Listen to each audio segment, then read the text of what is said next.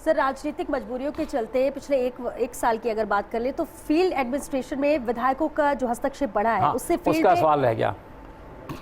The new entry का तो 3-4 बार आ चुके हैं आप शायद, जो है। हाँ, मैं समझ गया। हाँ, ब्यूरोक्रेसी की बात आप कर रहे थे।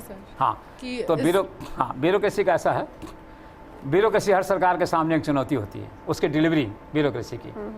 तो अब क्या है कि चूंकि पॉलिटिकल टीम बिल्कुल बन गई है, तो सारा सीएम का फोकस जो है ना वो डिलीवरी पे होगा। डिलीवरी नहीं होगी तो 2023 में आप नहीं आ सकते। आप अकेले बैठ के स्ट्रैटेजी बना के अशोक गहलोत 2023 नहीं जीत सकते, उसके लिए डिलीवरी होनी चाहिए।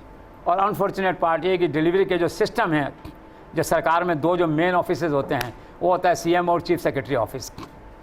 और कोई भी कारण रहे हों पिछले कुछ समय से, हो सकता है पॉलिटिकल कंपल्शंस हो सकता है विधायकों का दबाव हो सकता है फ्री हैंड नहीं हो, ये दोनों इंस्टीट्यूशंस ऑफ सीएम और chief secretary they have virtually collapsed, जिसे कहना चाहिए। वो खुद हैरान है क्या करें क्या नहीं करें, लिमिटेशंस हैं। तो सीएम का सबसे बड़ा फोकस ये होना चाहिए कि अगर आप ब्यूरोक्रेसी को रिवैम्प करना चाहते हैं, अगर डिलीवरी इंप्रूव करना चाहते हैं, तो सबसे पहले इन 2 दफ्तरों को ठीक करिए, इनका एम्पावरमेंट करिए, इनको बुला के पूछिए क्या चाहिए जो है, इनको फ्री हैंड दीजिए काम का, डिसीजन मेकिंग होना चाहिए। हर फैसला आप तक आए कोई ज़रूरी नहीं है, आपको डेलीगेट करना पड़ेगा अथॉरिटी को जो है। सबसे पहले इन 2 इंस्टीट्यूशन को रिवाइव करिए, उसके बाद में बाकी ब्यूरोक्रेसी ठीक है, टीम अच्छी बनी हुई है, लेकिन डिलीवरी पे फोकस करना पड़ेगा ब्यूरोक्रेसी। और बड़े चेंज की बात आप कर रहे हैं तो चीफ सेक्रेटरी का ड्यू है, रिटायरमेंट इनका जो है, तो नया चीफ सेक्रेटरी आएगा, अपनी पसंद से लाएंगे। लेकिन वही बात है ना, चीफ सेक्रेटरी अकेला कुछ नहीं कर पाएगा।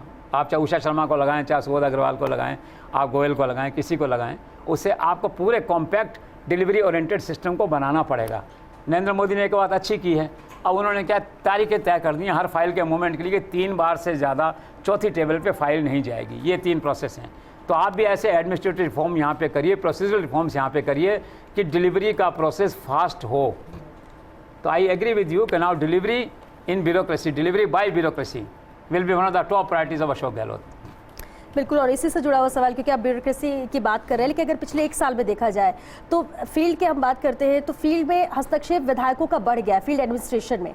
इससे आपको लगता है कि पिछले 1 साल में ब्यूरोक्रेसी का भी जो फील्ड में तैनात है उसका मनोबल टूटा है? This is the most unfortunate part of Gehlot this regime जो है। गहलोत का नारा था गुड गवर्नेंस, और किया उन्होंने और करते थे जो है। लेकिन इस बार जो पॉलिटिकल कंपल्शन आया created by courtesy pilot camp जो है, उसने सब चौपट कर दिया। मुख्यमंत्री के कंपल्शन हो गया विधायकों को खुश रखना, अपने साथ जोड़ के रखना, शक्ति परीक्षण नहीं हो जाए, कोर्ट के माने सर नहीं चला जाए दूसरा आदमी जो है। उस प्रोसेस ऑफ जो अपीजमेंट था एमएलएस का करने का, या उनका एम्पावरमेंट कह दीजिए, कुछ भी करने का था, उसका परिणाम क्या निकला कि सत्ता जो ऑथराइज्ड सेंटर हैं सत्ता के, कलेक्टर, एसपी, एसडीएम, तहसीलदार, थानेदार जो है, जो कॉन्स्टिट्यूशनल में जो प्रोवाइड हैं सिस्टम के अंदर जो है, जो लेजिटिमेट सेंटर्स हैं पावर के, वहाँ से शिफ्ट होकर एमएलए की तरफ चली गई। तो धीरे धीरे शिफ्टिंग इतना तेज़ हुआ और इतना फास्ट हुआ, और कुछ एमएलए स्मार्ट थे, उन्होंने पावर को एक्वायर कर लिया डिस्ट्रिक्ट लेवल पे। और फिर क्या हुआ, पोस्टिंग ट्रांसफ़र सारे के अंदर जो है वो सारे के सारे सीएमओ से मॉनिटर होने लगे, पॉलिटिकली रिक्वायरमेंट हो गई। तो political compulsions had destroyed Gehlot's ability और Gehlot's will and intention to bring a good governance in the state.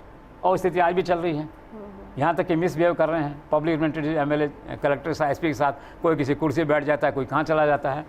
तो टच वुड नाउ अब वो दिन आ गया है जबकि गहलोत को शायद उस दबाव से मुक्ति मिल गई है।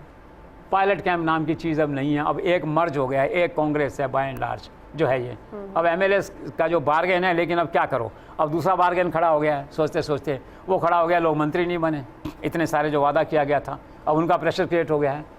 तो एक से निकलते हैं दूसरे में फंस जाते हैं सरकार जो है, तो सरकार क्या करे।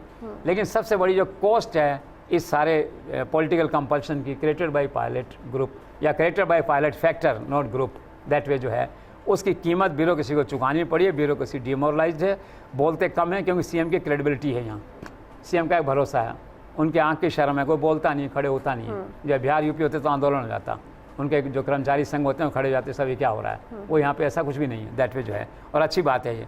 तो कुल मिला के क्या है कि chief minister is requested to have a fresh look on his requirement of political compulsion viz good governance in the field.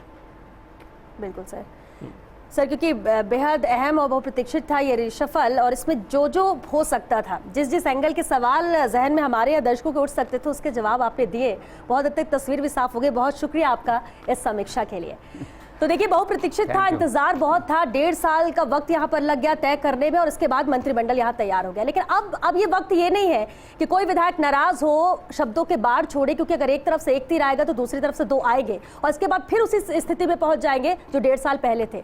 तो अब जरूरत यह है कि 2 साल मंत्रिमंडल में हर एक विधायक के दिल से दिल मिलने चाहिए, कोई कैंप ना रहे, काम यहाँ पर हो, क्योंकि अगर आज आप काम करेंगे तो 2023 में हो सकता है कि आपको इसका इनाम मिल जाए। जीतना भी है और सिर्फ ये नहीं है कि हमें सरकार बनानी है, एंटी इनकम्बेंसी, इसलिए 2023 बहुत मुश्किल होने वाला है। फोकस अब इसे लेकर होना चाहिए और कह सकते हैं कि झगड़ा खत्म हो जाएगा, जो कि प्रदेश की जनता भी चाहती है और अब वो आपका परफॉर्मेंस देखना चाहती है और इंतजार भी इसी का है। चलिए इसी के साथ द न्यू जेसी शो में आज के लिए बस इतना ही। नमस्कार।